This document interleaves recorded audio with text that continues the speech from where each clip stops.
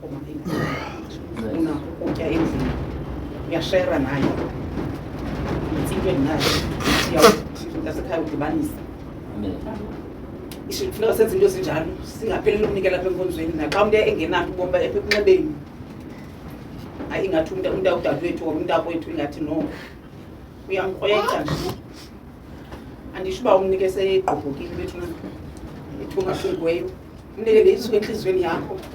Into asekhaya nantsi ndiyakunika and nomnika kwakho andithanda into umnikele phambi kwabantu into ehleli uba mawubonwe ndiyaqonda nje emfihlakalweni uzawususa wena ehleli.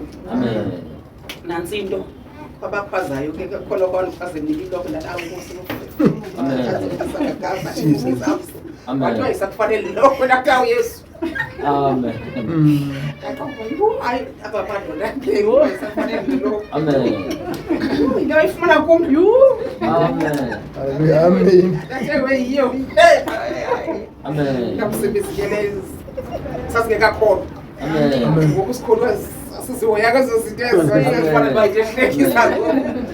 Sinikele ngesihle mani bethu nani. Amen. Hallelujah. Umkrwece nje umnike loo nto naxa benaziphe emsebenzini mani izinto size zinqabile ke kusaqabile umntu azinazo enkonzweni uba akho mntu unothi umnike ombonayo nalapha enkonzweni akaveli umntu okozinalo anothi azithanda izinto nasize nazo sibanike abantu bakankulunkulu kungabikho mntu uzawuthi sombathisa nini mani ndlela ukumbathisa ndizombathisa nini kungabikho hamba ze sikhona bethu nani kungabikho lala ngamanzi sikhona nani bethu nanathethani sanuthula weta umntu xa uqomba ananto endliba krwece nje kanye nefoni